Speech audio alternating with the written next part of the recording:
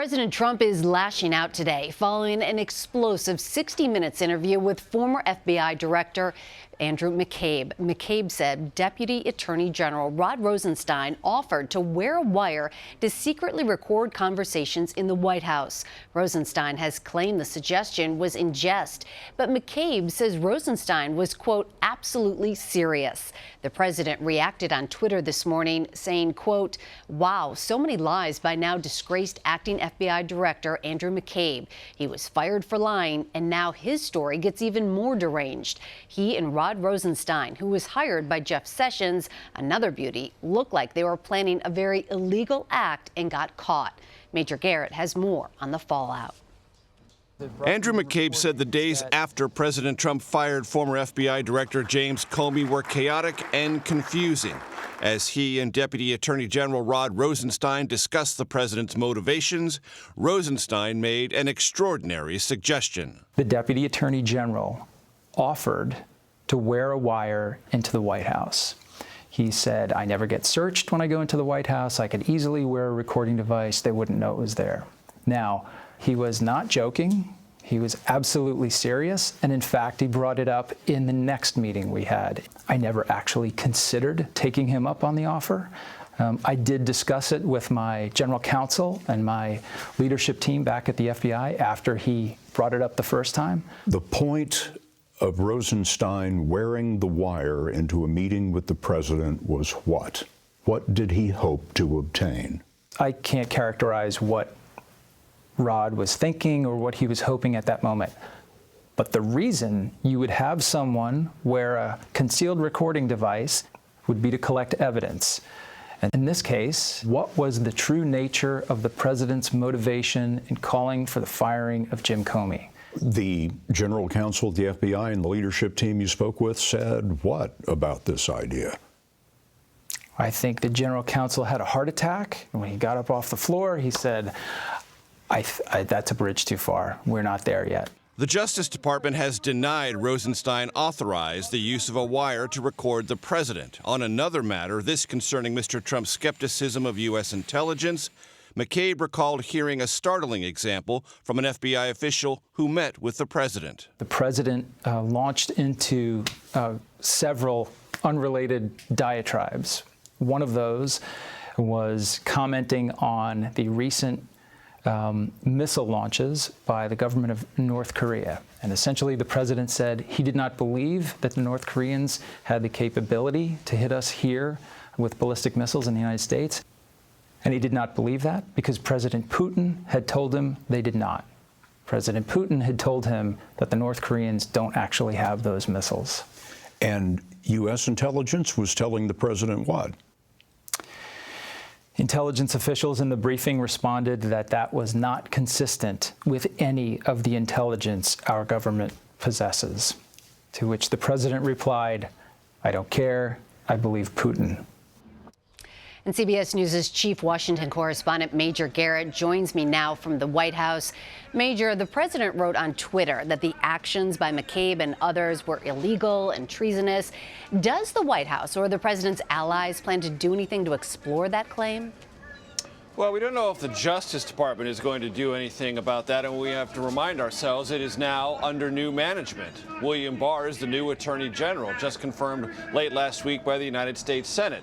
The president may inquire, or the Attorney General may take some action to look into it himself. We do know in the Trump ally category, Lindsey Graham, the current chairman of the Senate Judiciary Committee, said on Face the Nation yesterday to Margaret Brennan, our colleague, that he's going to hold a hearing into this. And as the chairman of that committee, he can do that, to call both Andrew McCabe and Rod Rosenstein before the committee under oath if necessary to find out what the underlying truth of this matter is. Did Rosenstein say he would wear a wire to try to record the president surreptitiously, and for what purpose?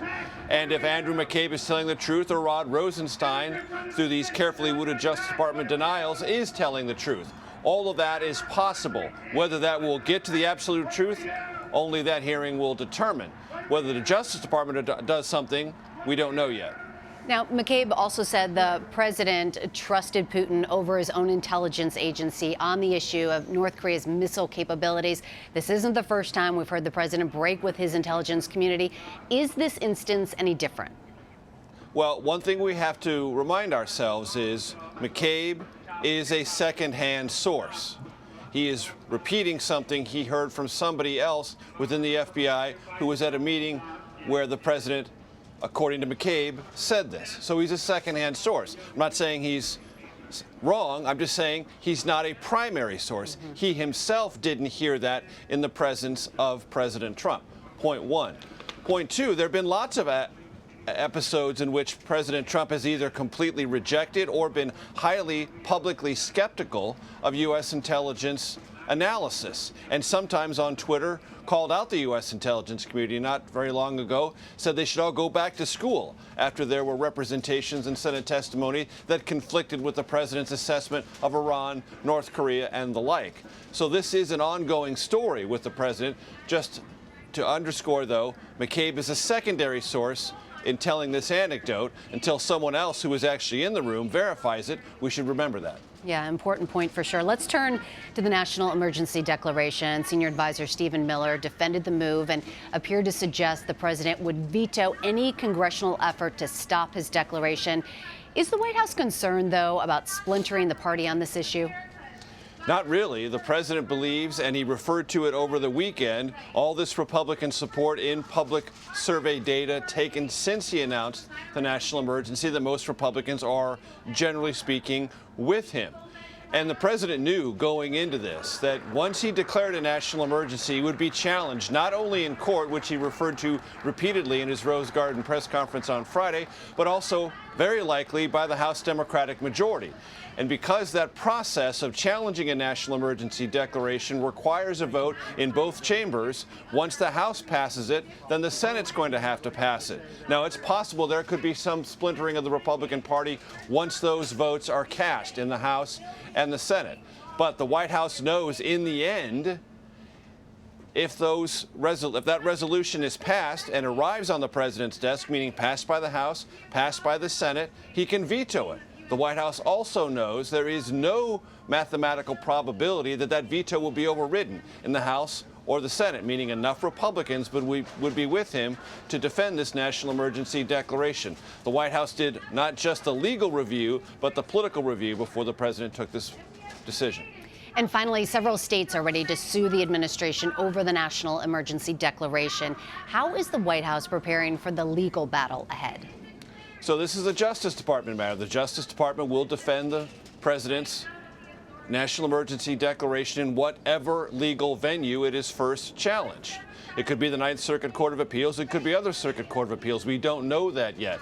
As the president said on Friday in the Rose Garden, he expects there will be a challenge at the appellate court level and that the national emergency declaration could lose or could be stayed, meaning held in abeyance until there is a Supreme Court ruling on this. And the president held out the hopes that if it gets all the way to the Supreme Court, there would be rapid review, meaning expedited. It would be put to the head of the calendar or nearly so, and that he would receive a favorable review or reading from the Supreme Court. All of that has yet to play out. But it will be a Justice Department matter. If it gets to the Supreme Court, a Solicitor General matter. As we reported on CBS, long before this national emergency declaration was even signed by the president, the administration, to its satisfaction, ran all the legal traps on this and believes the president's will on this, using a national emergency declaration, is legally defensible. We'll find out. All right, Major Garrett, impressive focus, considering there's somebody with a bullhorn not too far from you along Pennsylvania Avenue there. That was really, really good work. Thank you so much. Thank you.